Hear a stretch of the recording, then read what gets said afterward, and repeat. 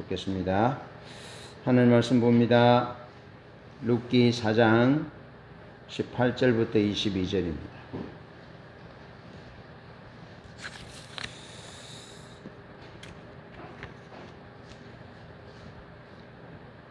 구약 성경 룻기 4장 18절부터 22절 우리 다 한 음성으로 합독합니다. 시작. 베레스의 계보는 이러하니라. 베레스는 헤스론을 낳고 헤스론은 람을 낳고 람은 아미나답을 낳고 아미나답은 나손을 낳았고 나손은 살몬을 낳았고 살몬은 보아스를 낳았고 보아스는 오벳을 낳았고 오벳은 이새를 낳고 이새는 다윗을 낳았더라. 아멘. 성경에는 많은 족보들이 나오는데요. 족보를 읽다가 보면 그냥 건너뛰고 싶은 생각이 들 때가 있습니다. 예.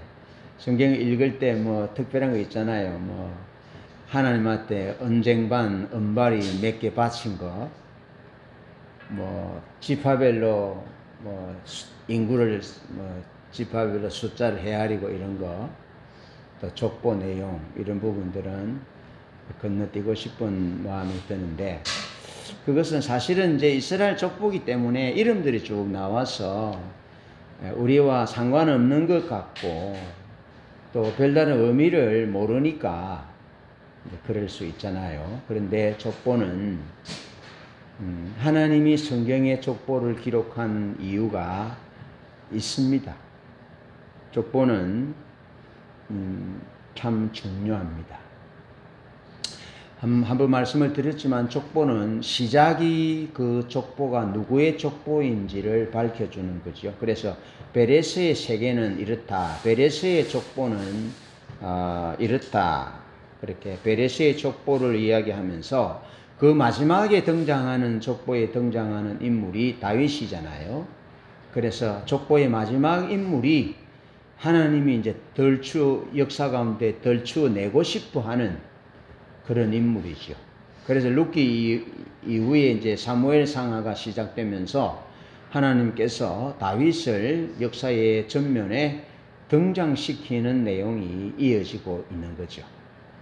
그래서 족보를 보면 나 지금 하나님이 무슨 말씀을 하시고 무슨 일을 하시려고 그러시는구나 하는 것들을 감을 잡을 수 있는 거죠.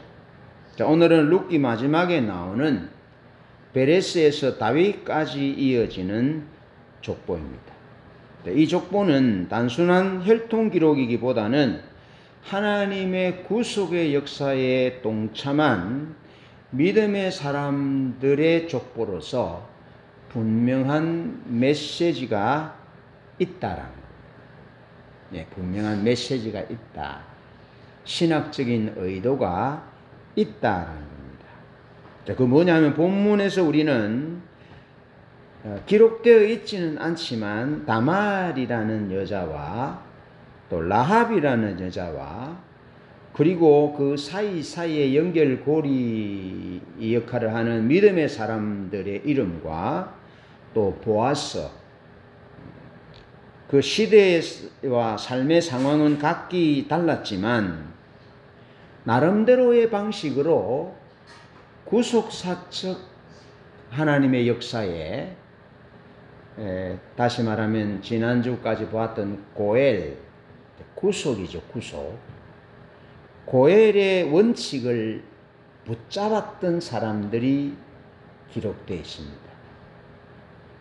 그래서 하나님 편에 서기 위한 고백적인 행동을 온몸으로 보여주는 사람들이 오늘 족보에 등장하는 사람들입니다. 오늘 설교의 초점은 고엘 제도와 이에 반응하는 고엘 제도라 말하면 이제 구속사적인 응답이라는 거죠. 예, 성경은 구속사적 관점으로 쓰여졌잖아요. 일반 역사가 아니고 구속사적 관점으로 쓰여진 거죠. 완벽한 사람들만 기록되어 있는 것이 아니고 하나님의 구속사적 관점에서 어떻게 하나님의 구속에 동참했느냐, 하나님의 고엘의 그 역사에 믿음으로 반응했느냐라는 것들이 이제 성경의 내용이잖아요. 그게 핵심이잖아요. 그게 없으면 성경은 성경이 아닌 거죠. 그래서 하나님의 구속의 드라마를 완성해 가는지 그 고엘 제도와 그 고엘 제도에 반응한 사람들에 의해서 하나님이 역사를 어떻게 구속의 드라마를 완성해 나가는지를 살펴보려고 합니다. 우리가 잘 아는 내용인데 먼저 베레스의 계보를 살펴봅니다. 자, 룻기 이야기의 결말을 족보로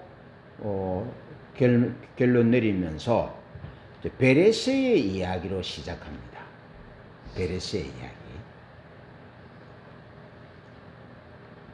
베레스는 유다의 아들입니다. 유다의 아들. 근데 유다는 그 홀이 유다 지파로 올 것이다. 메시아가 유다 지파로 올 것이다라고 하나님이 예언하셨거든요. 유다의 계통을 통해서 온다는 거예요. 그런데 유다에게는 아들이 3명이 있잖아요. 엘과 오난과 셀라인데 엘과 오난이 죽었어요. 셀라만 남았어요. 이게 셀라마저 죽으면 이제 유다의 집에는 대가 끊기는 거예요. 그런데 그 며느리가 누구냐면 다말이에요. 다말이 엘과 결혼했는데 큰아들과 결혼했는데 큰아들이 죽었어요. 그러면 레위라 제도가 있잖아요. 고엘 제도와 같은 성격인데 좀 다른. 왜냐면 레위라 그 결혼은 형이 죽으면 동생이 그 형수를 취하여서 결혼하는 거예요. 그래서 엘이 죽으니까 다말이 엘과 결혼했는데 엘이 죽으니까 오나니하고 이제 아버지 유다가 레위라 제도의 정신을 따라서 이제 결혼시킨 거예요. 그랬는데 오나니 이 씨가 자기의 씨가 안 될 것을 알고는 땅에 설정하잖아요. 그러니까 하나님이 세워주신 이 하나님의 구속의 역사를 이루가고자 하는 이 하나님의 뜻을 정면으로 거스린 것이 오난의 행동이에요. 하나님은 형수에게 가서 형님의 씨를 받고 대를 잇도록 레위라 제도를 통해서 고엘 제도를 통해서 딱 못 박아 놨는데, 그래서 한 개인이거나 한 가문이 골이 나지 않도록 하나님이 한 사람이라도 한 가문이라도 하나님이 지켜주시고서 하는 이 주밀한 하나님의 사랑, 이 긍휼과 자비의 사랑을 무시하고 오나니 땅에 설정하잖아요. 그래서 하나님이 그 행동을 악한 것으로 보고 그 생명을 거두시잖아요. 그리고 이제 셀라만 남았어요. 셀라가 어리기도 했지만 유다가 네 친정집에 가 있어라 하고 보냅니다. 그런데 이제 셀라가 장성해도 유다가 합방을 안 시켜주는 거예요. 결혼을 안 시켜주는 거예요. 그러니까 어떻게 합니까? 다말이 장녀의 모양으로 변장을 하잖아요. 그래서 유다가 부인이 죽고 난 이후에 위로를 받기 위해서 이제 그 장녀에게로 들어갑니다. 그래서 태어난 사람이 우리가 여기서 보는 베레스라고요. 베레스.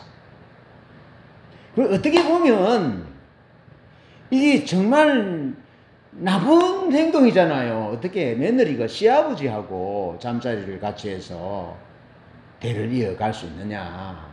그러면 그 대가 어떻게 되어야 되느냐. 다말의 입장으로 보면 다말은 며느리니까 유다의 손자가 되어야 되는데 유다의 뭐가 됩니까? 아들이 되는 거예요. 아들이. 근데 멀쩡한 셀라가 있는데 왜 성경은 이 베레스의 이름을 예수님의 하나님의 구속사적 관점에서 하나님의 구속사를 이루는 그 예수님의 족보에 베레스를 넣느냐라는 거예요. 왜 넣었겠어요? 이 이 다말은 하나님의 역사가 구속사적 역사인데, 이 하나님의 이 고엘 제도, 레위라 제도는 이 하나님의 그 거룩한 정신, 하나님의 뜻을 이어가고자 하는 이 정신을 다말은 가볍게 여기지 않았다라는 겁니다. 유다는 뭐에 관심이 많습니까? 유다는 자기 자식에 관심이 많습니다. 셀라마저 죽으면 어떻게 되냐? 그러면 나는 이제 내 대가 끝나는 것이 아니냐? 이런 관점으로 접근했지만 자기 혈연, 혈족, 자기 집안, 그게 자기 중심이잖아요. 그렇게 해서 유다는 하나님의 고엘 제도에 대해서 유다는 무시했어요. 그거 우선적으로 생각하지 않았어요. 그렇게 하다 보니까 유다가 어떻게 했냐 하면, 유다는 철저하게 유다로부터 배제당했다는 겁니다. 네 친정집에 가 있어라. 그럼 무슨 의미입니까? 유다가 다말이 생각하기는 셀라가 장성하면 나와 결혼을 시켜서 내 첫째 남편인 엘의 계보를 이길 수 있도록 해주시겠구나 하는 생각을 가지고 친정에 가 있었는데 안 찾아오거든요. 안 돌아보거든요. 셀라가 이제 남자 구실을 할 정도로 컸는데도 결혼을 안 시켜주거든요. 그래서 다말은 유다로부터 배제당했고 철저히 무시당했던 여자다. 그녀는 남편의 죽음 이후에도 그의 형제들과 결혼할 권리를 보장받지 못했다. 여러분, 대를 잇는 것에만 우리가 초점을 맞추지 말고 한번 보세요. 저를 보세요. 이 다말이라는 이 여자가 혼자 살아가야 되잖아요. 평생에 혼자 살아가야 되잖아요. 그러면 울타리가 없는 거죠. 피부가 상한 몸과 같은 거예요. 그렇잖아요. 그래서 이제 자기 울타리도 되고 자기 의지도 되고 그런 남편이 필요하고, 또 유다의 같은 경우는 어떻게 합니까? 유다가 다시는 다말과 가까이 하지 않거든요. 그러면은 다말의 울타리는 누가 됩니까? 유다가 아니에요. 다시는 유다가 다말을 가까이 하지 아니했다는 이 말은 사실은 남편이 아내를 돌봐줘야 되고 보호해줘야 되고 필요한 것들을 채워줘야 되는데 유다는 그거 안 한다고요. 그러면 누가 사실은 보호자가 되나요? 베레스가, 아이가 자라서 엄마의 울타리가 되고 힘이 되고 기쁨이 되고 또 어머니를 복양하는 그런 생계를 책임져주는 그런 부분이 되잖아요. 그런데 유다는 철저하게 다말을 배제했다. 결혼할 권리를 보장받지 못했다는 것은 사실은 그 다말이라는 여인이 내팽개친, 배제된, 막 죽든지 말든지 버려진 그런 상황에 놓였다라는 거죠. 유다는 막내 아들의 죽음을 두려워하므로 의도적으로 고엘 제도를 회피했다. 자기가 자기 막내 아들을 통해서 하나님이 그 다말이라는 여자를 구속하고 그 큰아들의 그 대를 구속해 주는 그 책임을 유다는 회피했다. 자, 고엘은 구속이라 그랬지요. 그래서 개인이거나 가족 간의 구속인데, 구속자 또는 가까운 친족의 구속자입니다. 이스라엘 사회에서 가난과 빚과 죽음, 범죄 등으로 어려움에 처한 사람을 가장 가까운 친척, 보통 형제, 삼촌, 사촌 등이 대신 도와주는 제도입니다. 그런데 다말은 단순한 복수심이 아니라 생명계승의 의무를 이루기 위해 고엘 제도의 원칙을 행동으로 실현했다. 행동으로. 하나님의 구속사적 관점에서 하나님의 구속의 역사를 이루는 그런 행동을 실현했다라는 겁니다. 그런 의미에서 이 다윗의 족보를 베레스로부터 시작하는 것이 의미가 있다라는 겁니다. 그러면 보세요. 다윗은 어떤 삶을 살아야 되겠다는 그림이 그려지잖아요. 다윗의 족보를 베레스로부터 시작한다는 것은 이 족보의 의미가 베레스의 삶도 다윗의 삶도 무엇에 초점이 맞춰져 있다? 하나님의 구속사에 초점이 맞춰져 있다는 거예요. 메시아의 길을 준비하는 것에 초점이 맞춰져 있다는 거예요. 하나님이 구속하신 분이잖아요. 구원자이시잖아요. 거기에 초점이 맞춰 있다는 겁니다. 그래서 이 내용을 보면 다윗이 어떤 삶을 살아야 되는지, 어떤 삶을 살아야 하나님이 기뻐하실지가 그림이 그려지는 것이죠. 자, 베레스는 고엘의 정신을 따라 다말의 의로운 행동으로 태어난 자이기 때문에 다윗의 족보를 베레스로부터 시작하고 있다는 겁니다. 예, 베레스가 그냥 베레스가 아니라는 거예요. 그 유다의 아들이라는 겁니다. 유다의 씨로 홀이 유다에게 떠나지 않을 것이라고 말씀하신 하나님의 예언이 말씀이 틀림없이 이루어지고 있다는 겁니다. 그러니까 다른 이름이 아닙니다. 베레스가 이게 셀라를 통해서 족보가 이어지는 것이 아니고 베레스를 통해서 이어지는 것은 그 베레스의 엄마가 아버지 유다는 의도적으로 고엘 제도를 회피했지만 책임을 회피했지만 우리가 개인이 책임을 회피한다 할지라도 하나님은 또 다른 어떤 개인을 통해서 하나님의 구원의 역사를 이루어 가신다는 것을 보여주는 거죠. 유다가 그렇게 의도적으로 회피했지만 하나님은 다말이라는 여자를 통해서 하나님의 고엘 제도의 신학적인 행동을 보인 그 행동을 통해서 베레스가 태어났는데 베레스의 유다의 손자가 아니고 베레스는 유다의 아들로 입적이 됐다. 그래서 구원의 역사가 쓰여지고 있다는 거죠. 그래서 베레스는 다말의 의로운 행동, 하나님의 그 고엘 제도에 충실하고 언약을 지키고자 하는 이런 믿음의 발로에서 나온 그 다말의 핏줄 그 아들을 이 메시아의 계보에 넣어서 베레스의 얘기로 다윗의 족보가 시작되고 있다. 참 신기하지 않습니까? 하나님이 그만큼 역사의 주인이시다는 거죠. 그분이 말씀하신 바는 반드시 이루신다는 것을 우리에게 보여주고 있잖아요.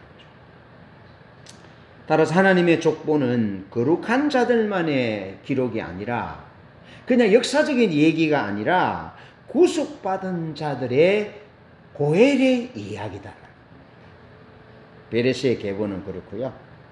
그 다음 두 번째로 이제 헤스론의 계보를 들여다보면 헤스론은 야곱이 애굽으로 내려갈 때 유다 자손 중에 하나로 언급이 됩니다. 애굽으로 갈 때. 그럼 왜 애굽으로 갑니까? 하나님이 아브라함에게 약속하시잖아요. 네가 애굽으로 내려가서 430년이 지나야 돌아올 거다. 그럼 아브라함의 불만은 뭡니까? 아브라함의 불만은 아모리 자손들은 잘 살고 농토도 있고 토지 전답 있고 자식들도 잘 낳아요. 그런데 아브라함은 헤렐단신 자식이 없어요. 아시겠죠? 그러니까 나는 뭡니까? 하나님 고향 친척 아버지 집을 떠나라 해서 왔는데 뭡니까? 그리고 땅도 없어요. 그러니까 하나님께서 뭐라 그럽니까? 하나님께서 약속하시기를 자손을 바다의 모래같이 하늘의 별같이 많게 해줄게. 예. 그리고 이 땅을 너에게 줄게. 예. 홍해로부터 저 유브라데 강까지 동서남북으로 넓은 땅을 너에게 줄게. 그렇게 약속하셨잖아요. 그죠? 그러니까 그 하나님의 약속을 이제 받고 하나님의 약속을 받고 그 하나님의 약속을 따라 야곱이 요셉의 초청에 의해서 내려가잖아요. 그죠? 그렇게 애굽으로 이스라엘 백성들이 애굽으로 내려갔다라는 것은 단순한 우리가 여기서 저쪽으로 이사를 갔다, 뭐 직장을 따라 갔다, 뭐 이민을 갔다 그런 의미와 완전히 다른 거죠. 하나님의 역사의 핵심인 거죠. 그 하나님의 역사의 핵심에 하나님의 역사와 뜻을 이루되 구속의 역사를 이루기 위해서 애굽으로 내려간 거예요. 그런데 헤스론이 애굽에서 유다 지파의 뿌리를 세운 초기 인물 가운데 하나다. 그렇게 애굽에 있든지 어디 있든지 하나님이 메시아는 어느 지파로부터 온다고요? 유다 지파로부터 온다라고. 유다 지파로. 그런데 헤스론은 애굽에서 유다 지파의 뿌리를 세운 초기 인물 가운데 하나고, 여러분 애굽은 어떻습니까? 애굽은 다양한 신들이 있잖아요. 다양한 신들이 있는데 저희 어머니가 이렇게 표현하시더라고요. 저희 어머니가 이제 절을 짓는 집에서 태어나서 사셨는데 한번 우리가 이제 고향이 저희 어머니한테 가니까 어머니가 여기가 아프다고 그랬어요. 그때 이제 청년들이 히치하이크 청년들을 데리고 있는 집에 갔거든요. 가니까 엄마가 아프시어요.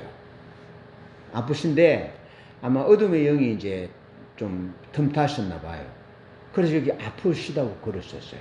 그래서 이 히치하이커들을 청년들을 나를 만나게 하고 우리 집으로 인도한 것이 이유가 있구나. 그러면서 같이 기도했거든요. 통성 기도했거든요. 나았어요. 그런데 그 이후에 가서 우리 어머니한테 여쭤보니까 우리 어머니가 뭐라 말씀하시냐면요. 이렇게 표현하셨어요. 용하다. 참 용하네. 그러면서 하시는 말씀이 예수 신이 큰 신이네 그랬어요. 의미가 다릅니다. 예수님이 참 하나님이고 예수님만 하나님이네가 아니고 예수 신이 큰 신이다라는 말은 우리 어머니는 불교나 유교나 이 우리 토속적 종교에 이제 영향을 받다 보니까 예수님도 신이고 또 어머니가 믿는 불교도 신이고 그리고 어머니가 제가 죽을까봐 막 외우했던 삼국명장 조자룡도 신이고 오감참장 관운장 관우도 신이고 제갈공명도 신이고 그런 많은 신들 중에 예수님이 큰 신이라는 말이에요. 지금 애굽에서의 상황이 문화적인 상황, 종교적인 상황이 그런 상황이라는 거죠. 그럼 어떻게 되겠습니까? 하나님이 애굽으로 이 자기 백성을 내려보낸 하나님의 그 목적이 흐려지는 거잖아요. 거기에 헤스론은 애굽이라는 이방의 땅의 삶 속에서도 믿음의 씨앗이 이어지게 합니다. 믿음의 씨앗이 이어지게 합니다. 헤스론 자손은 후기 가나안 정복과 기업 분배 때에도 큰 지파로 자리매김하게 됩니다. 한번 보세요. 야곱이 애굽으로 내려갈 때 두려워합니다. 자기 가족이 애굽으로 내려가는 길에 혹은 애굽에서 위험한 일을 당하여 몰살할까 봐 두려워합니다. 이건 야곱의 두려움, 이스라엘의 두려움이지만 그렇게 되면 어떻게 됩니까? 하나님의 구속의 역사가 끊어지는 거죠. 이루어지지 않는 거죠. 그래서 애굽으로 내려가서 애굽에서 믿음의 정체성을 지키고 애굽의 수많은 신들 가운데 하나님 여호와의 신앙을 버리지 않고 지키는 이 신앙, 이것이 헤스론이 그런 역할을 감당했다라. 참으로 중요한 일입니다. 네. 우리가 어느 곳에 있든지 어느 상황에 놓여 있든지 우리가 믿음을 잘 지켜서 다음에 우리 세대들에게 믿음을 연결해 주는 것이 중요한데 헤스론이 그 일을 했다. 여러분, 하나님이 모세를 보내어서 바로와 전쟁할 때 어떻게 했습니까? 바로에게 있는 그 애굽의 신들을 뽑아내기가 어떻게 했습니까? 쉽지 않았죠. 정말 어려웠습니다. 예. 그 여러 가지 요소들이 가미되어 있잖아요. 출세도 거기에 포함되어 있고, 뭐 경제적인 부와 번영도 거기에 포함되어 있고, 또 집안과 또 결혼하는 이런 부분들도 영향이 있고, 그래서 뭐 이집트의 정계에 이제 진출하려면 뭐 사돈을 잘 만나야 되겠죠. 사돈을. 그런 부분들에 대해서 철저하게 하나님의 구속사적 관점에서 믿음을 지켰다. 그러면서 헤스론의 자손이 후에 가나안 정복과 가나안 땅 분배 때에도 큰 지파로 자리매김합니다. 그럼 가나안 땅은 뭡니까? 그냥 살 곳이 없어서 온 땅입니까? 그곳은 역시 애굽에서 내려가서 큰 민족을 이루는 하나님의 약속, 언약의 약속, 구속자적인 역사를 이루는 그 한 부분이고, 가나안 땅에 들어오는 것도 여전히 하나님의 역사를 이루는 한 부분이다. 굉장히 중요하다라는 거죠. 오늘 우리가 우리의 삶을 지혜와 아영이를 교육시키고 믿음으로 공부시키고 하는 이런 부분이 의미 없는 부분이 아니라는 겁니다. 일반 사람들이 아이들 낳고 공부시키고 또 해서 출세시키고 뭐 잘 살게 하고 그런 것과 다르다라는 겁니다. 하나님의 역사의 구속사적 관점으로 보면 이건 완전히 차원이 다르다라는 겁니다. 마치 애굽으로 내려가서 애굽의 문화와 신들의 영향 이런 부분들로부터 거룩성을 지키고, 또 가나안 땅에 들어와서 어떻게 합니까? 하나님이 주고자 하는 그 땅을 불신해서 믿음이 없어서 못 받잖아요. 근데 그것을 받아 누린다는 것은 하나님의 약속이 이어지도록 순종하는 것이죠. 그런 일을 헤스론이 그 일을 했다라는 겁니다. 고난 중에도 여러 요소들이, 유혹의 요소들 가운데도 하나님의 구속사의 계보를 이어가는 은밀한 인물이 헤스론이었다. 그래서 하나님은 그 이름을 거기 메시아의 계보에 넣었다. 할렐루야.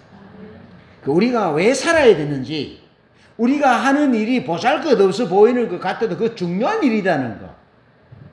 나는 여기가 좋습니다 하고 바벨론에 머물 것이 아니고, 바벨론에 머물러 있는 사람도 있었는가 하면 가나안 땅으로 올라갔잖아요. 바벨론에 머물렀던 사람들은 거기 다 생활 터전을 다 자리 잡고 있었던 사람들입니다. 그 70년, 50년, 70년 살았으니까 생활 기반이 다 닦여져 있잖아요. 그런데 하나님의 약속을 따라서 예루살렘으로 가라 하니까, 올라가라 하니까 어떻게 합니까? 큰 대가를 지불하고, 그렇죠? 다시 올 수 없잖아요. 큰 대가를 지불하고 간 거죠. 그런 것처럼 하나님의 뜻을 이루고 하나님의 것을 지키고자 하는 하나님의 백성들을, 하나님의 뜻을 이어주고자 하는 그런 이 열망을 가지고 삶을 사는 것과 일반적인 삶과는 완전히 차원이 다르다는 거죠. 그런 마음의 중심의 뜻을 품으셔야 된다. 앞서 있는 부모들이 그런 마음의 뜻을 품어야 된다. 자식들은요, 부모들이 하는 대로 됩니다. 아시겠죠? 부모들이요, 우리 아이들 데리고요, 절에 가면요, 아이들이 자연스럽게 불교 신자가 됩니다. 이단 교회 있잖아요. 다니죠. 자연스럽게 이단이 됩니다. 예. 그냥 왔다 갔다가 하면요, 자녀도 그냥 왔다 갔다 하는 신앙으로 됩니다. 그러나 부모의 마음의 헤스론처럼 내가 애굽에 가서도 동화되지 않으리라. 예? 내가 믿음을 지키리라. 내가 하나님의 약속을 우리 가정의 핵심이 되게 하리라. 그러면서 믿음의 유산을 물려주는 거죠. 예? 그리고 가나안 땅 분배하는 부분들에 대해서도 믿음이 없이는 불가능한 거죠.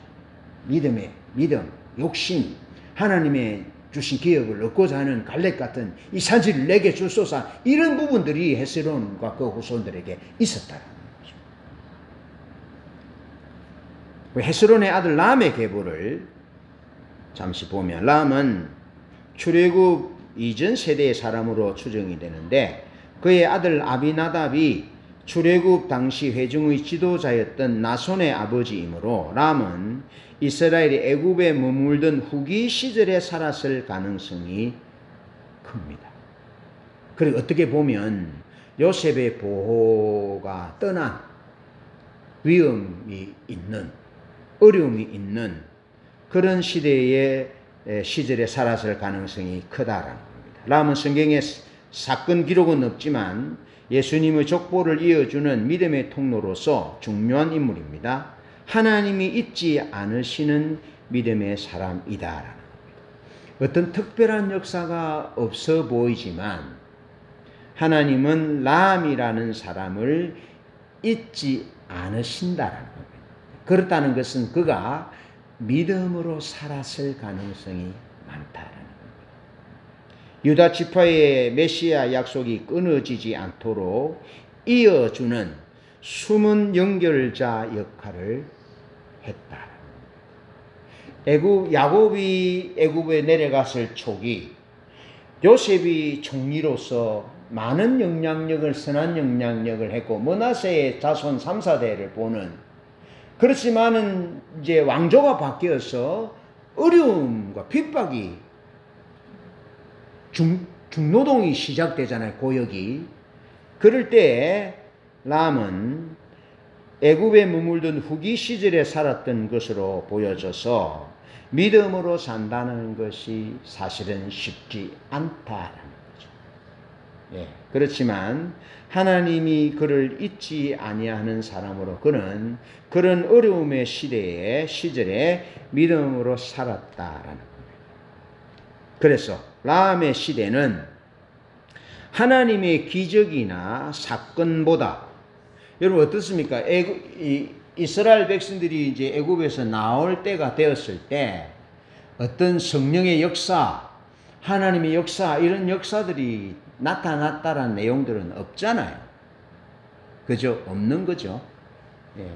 그런 부분들은 없습니다. 그래서 하나님의 기적이나 역사, 특별한 선지자가 나타났고 이런 부분들의 기록은 없지요. 예. 그런 부분들은 없습니다. 지난주에 목사님과 교제하면서 이랬어요. 어린 아이들의 책은 그림만 잔뜩 있다. 그림밖에 없다. 왜? 글로 모르니까. 그 다음에 조금 크면 그림이 크고 글자가 크고 그림도 크고 글자도 크고, 그 얘들 좀 더 크면 어떻게 됩니까? 그림은 작고 글도 작아지고 그림도 적어지고, 나중에는 어떻게 됩니까? 큰 글자만 있고 또 좀 지나면 작은 글자만 있고, 그러면서 성경의 내용들이 그렇다는 겁니다. 성경의 내용들이 처음에는 복음서부터 기적이 나고 중풍병자가 살아나고 귀신이 떠나고 풍랑이 잠잠하고 예? 물이 포도주가 변하고 죽은 나사로가 살아나고 그런 내용들이 쫙 나오다가 서신서 쪽으로 가면 어떻게 됩니까? 서로 사랑하라, 위로하라, 이런 글자들만 나오잖아요. 그러면 세월이 지나면서 성숙과 믿음은 어떻습니까? 뭘 보고 따라가고 이런 부분이 아니라 하나님의 말씀의 약속을 그대로 믿고 따라가는 신앙. 그래서 보험으로 믿느냐 보지 않고 믿는 자가 더 복되다 말씀하신 것처럼 그런 얘기들을 이제 어느 목사님과 함께 나누었거든요. 나누었어요. 물론 하나님과 친밀한 교제 가운데 있으면 하나님이 목적과 뜻을 보이시고 알리시고 이런 부분들이 있잖아요. 그러나 궁극적으로 우리가 주님을 따라가는 것은 주님의 약속을 붙잡는 거지요. 예. 그 약속을 붙들고 살아가는 것인데, 이 람의 시대는 하나님의 기적이나 하나님의 큰 사건보다는 믿음을 보존하는 것이 더 중요한 시대였다라는 겁니다. 아멘. 믿음을 보존하는 것이 더 중요한 시대였다. 여러분 어떻습니까? 어려움이 있으면 기도가 잘 돼요? 편안하면 기도가 잘 돼요? 응?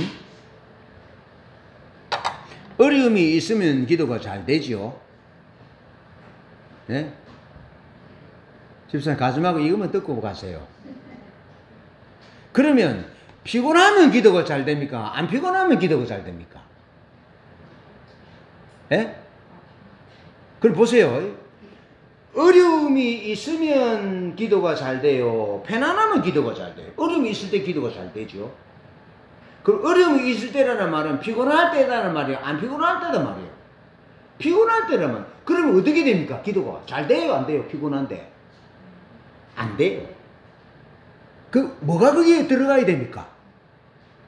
피곤하지만 우리의 의지를 들여서 주의 손을 붙잡고 기도하리라. 주님이 도우셔야 이 어려운 상황을 이길 수 있다. 극복할 수 있다. 믿음으로 승리할 수 있다. 가만 안 됩니다. 피곤하면 기도 안 돼요. 그런 상황이라. 믿음으로 살기 위해서 기도하고 하나님의 역사를 이루기 위해서 몸부림쳤다는, 싸웠다라는 것입니다. 모세가 태어날 때 그랬잖아요. 괴로운데 마음대로 못했어요. 남자아이가 태어나면 강에 던져야 됩니다. 그런 상황 가운데 믿음을 지킨다는 것은 쉽지 않은데 람은 그러한 믿음을 지키고 몸부림쳤다. 기적보다 어떤 놀라운 사건보다는 믿음을 보존하고 보전하는, 그러게 하기 위해서 싸웠던, 몸부림쳤던, 의지를 들였던, 그래서 하나님의 그 구속의 역사를 이어가고자 하는 그런 몸부림이 그에게 있었다라는 겁니다. 그래서 메시아의 계보에 당당히 들어왔지 않느냐라고 보는 거죠. 그러면서 암미나답의 계보를 들여다보죠. 아론의 아내 엘리세바가 암미나답의 딸입니다. 그러니까 아버지가 딸을 믿음으로 잘 훈련시켰다라는 겁니다. 그리고 암미나답은 그 결과 모세와 아론과도 사돈 관계가 됩니다. 그의 아들 나손은 출애굽 직후 광야에서 유다 지파를 대표했던 지도자인데 암미나답은 아버지 람으로부터 믿음을 이어받아서 아들 나손에게 넘겨줍니다. 암미나답은 출애굽을 직접 경험하지는 않았을 가능성이 높지만 그의 자녀 세대가 출애굽 사건의 중심에 서게 됩니다. 다시 말해 암미나답은 믿음의 세대를 계승하고 언약의 혈통을 보존하고 제사장과 연결시키는 세 가지 중요한 다리를 놓은 인물이다라는 겁니다. 지금 계속 이어지고 있는 것이 뭐냐면 하나님의 구속의 역사를 붙잡고 이 하나님의 구속의 역사를 붙잡는데 내 삶에 어려움이 있고 특별한 성령의 역사와 이런 부분들이 없어도 출애굽을 경험하는 10가지 재앙을 경험하고 그런 것들이 없어도 이 내가 선조들에게 아버지로부터 배웠던 이 믿음을 자식에게 물려주고 자식이 아버지로부터 받았던 이 믿음을 이제 물려주어서 이제 출애굽을 경험하게 하고 가나안 땅을 분배받게 하는 이런 것에 영향을 주는 그런 삶을 살았음을 보여줍니다. 그러면서 마지막으로 이제 살몬의 계보가 나오는데요. 아버지 나손이 출애굽 세대라면 살몬은 가나안 땅에 들어간 세대다. 그래서 살몬은 라합과 결혼합니다. 라합. 여리고성의 기생이라고 번역된 라합과 결혼하는데 라합은 메시아의 계보의 이방 여인으로 들어오게 됩니다. 자, 살몬은 라합과 결혼하여 보아스를 낳습니다. 여러분 메시지의 흐름을 놓치지 마시기 바랍니다. 보아스가 지난 시간까지 우리가 살펴보았는데 하나님의 고엘 제도를 자원하여 순종하잖아요. 자원하여. 강제적인 것이 아니라 자원하여 그렇게 하는데 그 영향을 누구에게 받느냐? 엄마에게 받고 아버지에게 받는다라는 겁니다. 그냥 고엘 제도를 지키고 손에 대게 모함 여인을 불쌍히 여기고 시모를 잘 돌보게 하고 하나님의 날개 아래 피해온 너에게 하나님의 은혜가 있기를 원한다고 축복하고 따뜻한 말을 해주고 하는 것이 그냥 된 것이 아니고 그들의 아버지, 그들의 엄마, 그의 조부로부터 신앙의 훈련들이 몸에 배여서 보아스라는 인물이 태어났다라는 겁니다. 보아스라는 인물이 그렇게 역사에 등장하고 있고 그리고 룻이라는 여인을 만나서 메시아의 족보에 들어오는 그런 역사가 있게 됐다. 라합은 믿음으로 정탐꾼을 숨겨주잖아요. 정탐꾼을 숨겨주는데 그 행동의 근거가 뭡니까? 너희 하나님은 하늘과 땅의 하나님이다. 우리가 그 홍해를 마르고 아모리 두왕 시온을 물에 쳤을 때 그 얘기를 들었을 때 우리가 간담이 녹았다. 그러면서 하나님을 영접하잖아요. 믿음으로 영접하잖아요. 하나님은 그것을 귀하게 보셨다. 그 라합의 아들이 보아스라는 거예요. 그러니까 하나님의 역사는 하나님의 언약이 주어집니다. 하나님의 언약이 주어지는데 하나님의 언약은 고엘로 흐르고 있습니다. 구속 역사의 관점으로 흐르고 있다는 겁니다. 근데 거기에 면면이 족보에 기록된 면면을 보면 다 믿음으로 하나님의 구속사적 역사에 믿음으로 응답한 사람들이라는 거예요. 그 이방인 여인도 있고 시아버지와 잠자리를 같이 한 다말이라는 여자도 있고 애굽으로 내려갈 때 어떻게 될지 모르는 상황 가운데 애굽에 내려가서 그 수많은 신들과 풍요로운 가운데 그리고 애굽의 왕조가 바뀌어서 핍박이 있을 때에 남자아이가 태어나면 강에 던져서 죽이라는 그런 위협 가운데도 믿음을 지키기 위해서 피곤하고 어렵고 강제노동 가운데 힘든 가운데도 의지를 들여서 믿음으로 살았고 그 믿음을 그 하나님의 구속의 역사가 끊어지지 않도록 자손들에게 넘겨주었고 그 자손들이 가나안 땅에 와서 하나님이 약속하신 땅을 쟁취하는 거기까지 갔다 이 말이죠. 그리고 가나안 땅에 들어갔을 때 어떻습니까? 가나안 땅에 들어가서 왕이 없어요. 왕이 없다라는 말은 사람이 속에는 옳은 대로 행했다 하잖아요.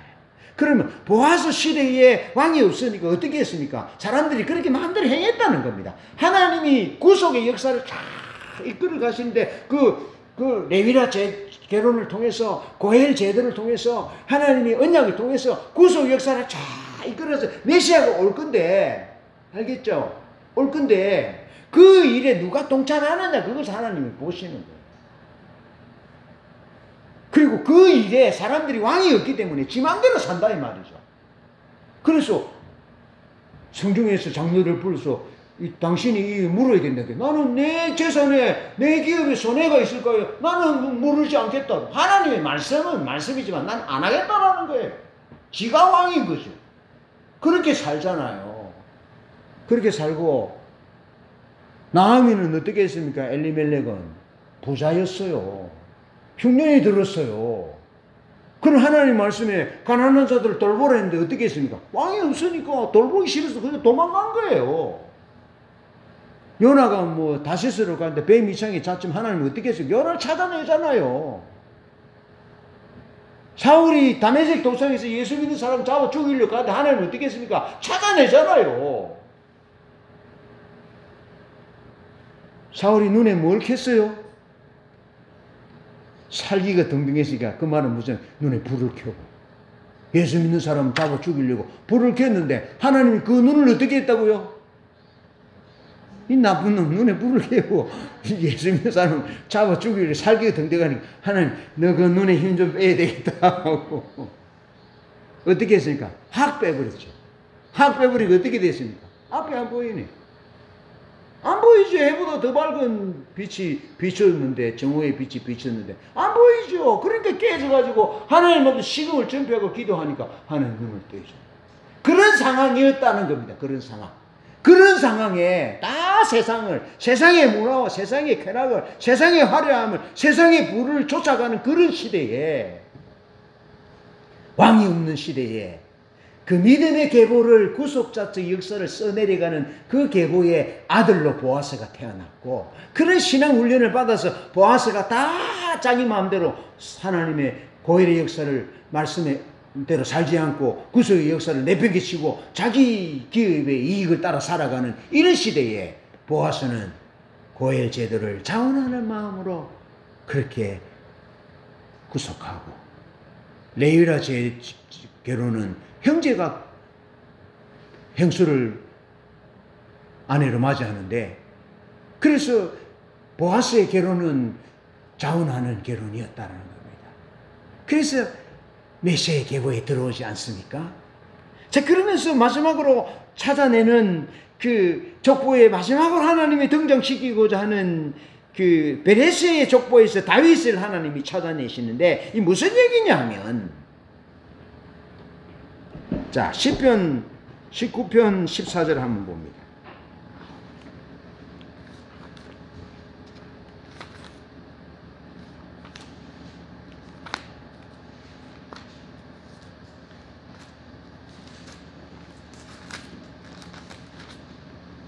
시편 19편 14절. 자, 읽어봅니다. 시작. 나의 반석이시오 나의 구속자이신 여호와여, 내 입의 말과 마음의 묵상이 주님 앞에 연락되기를 원하나이다. 자, 다윗이 고백하는데요. 다윗이 하나님 어떻게 고백하냐면, 하나님 당신은 나의 바위입니다. 당신은 나의 고엘이십니다. 구속자라고 고백하는 거예요. 할렐루야. 자, 그러면서 34장 22절.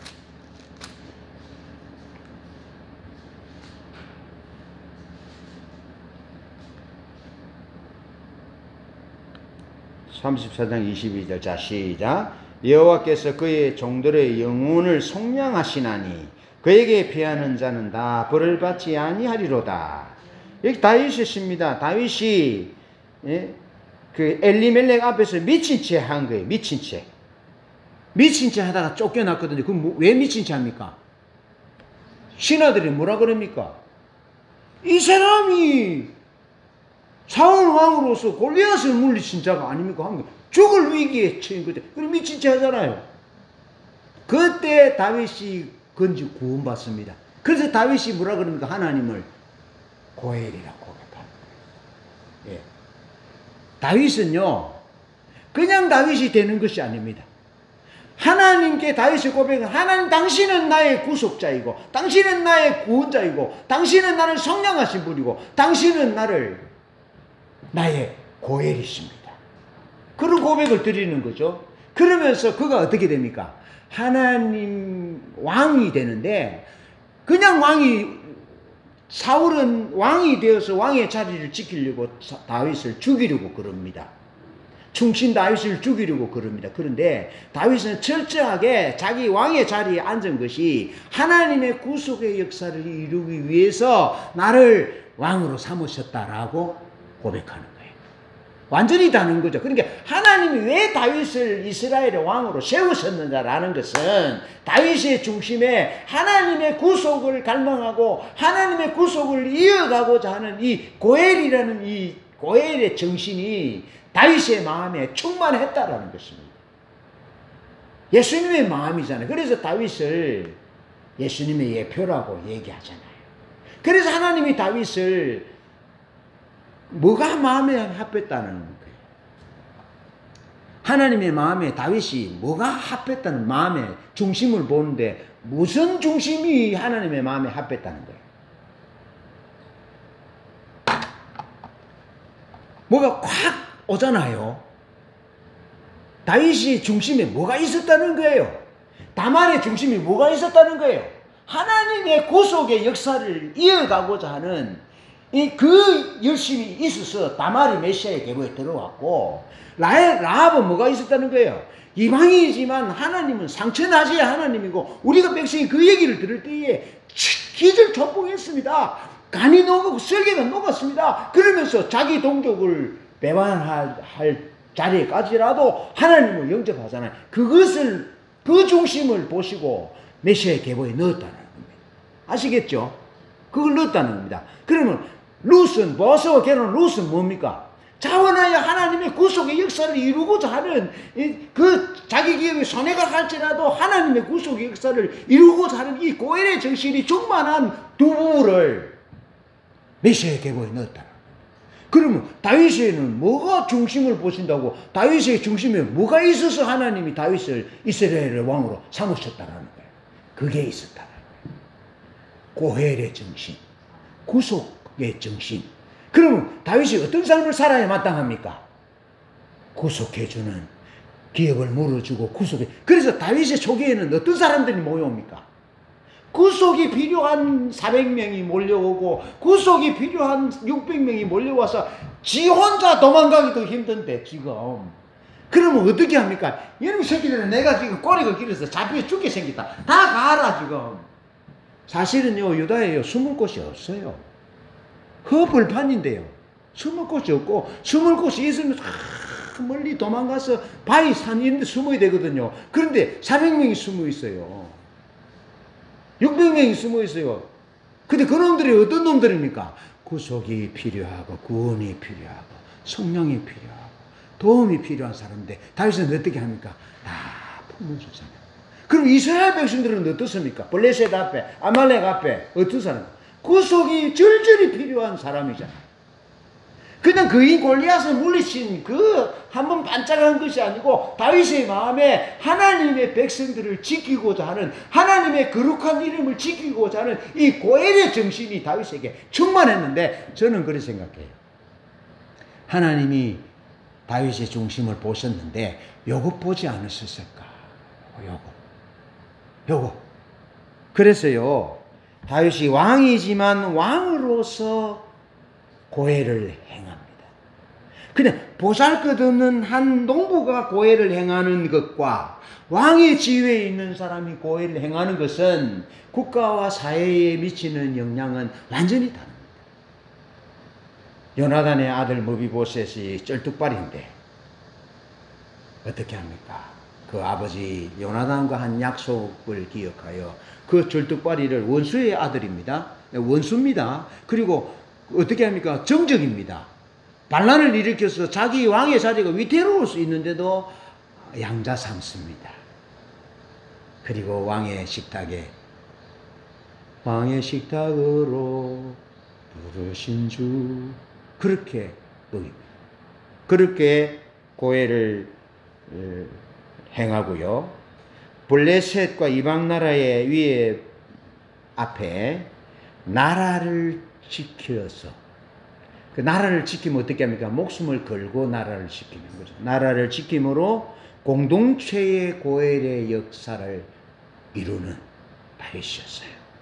그리고 솔로몬 등 메시아의 계보가 끊기지 않도록 하나님의 언약에 순종함으로 왕으로서의 고엘을 행했다. 다시 말해서 왕으로서 하나님의 구속사적 역사에 거기 머물러 있었고, 그 인생의 걸음을 그 위로만 걸어갔다. 거기로만.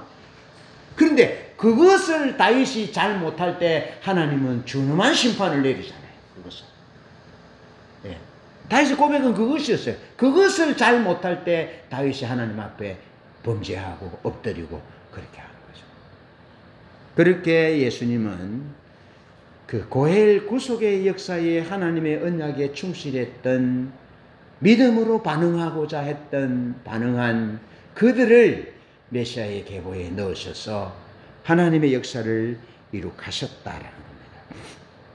하나님은 이스라엘 역사 속에 언약과 믿음을 소중히 여기는 개인과 가문을 보존하셔서 하나님의 뜻을 이어가게 하셨어요. 자, 우리 모두 이 일에 동참하고 믿음으로 동참하는 은혜가 있기를 축복합니다.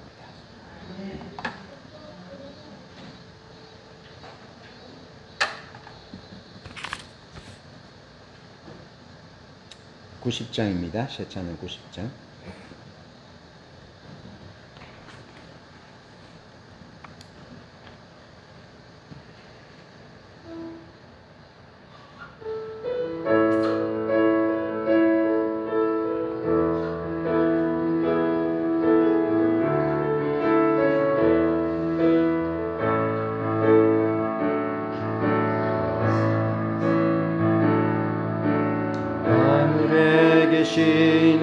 아버지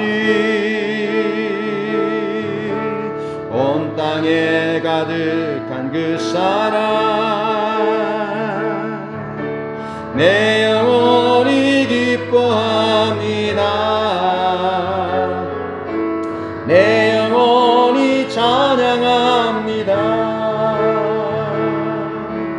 하늘에 계신 우리 아버지 온 땅에 가득한 그 사랑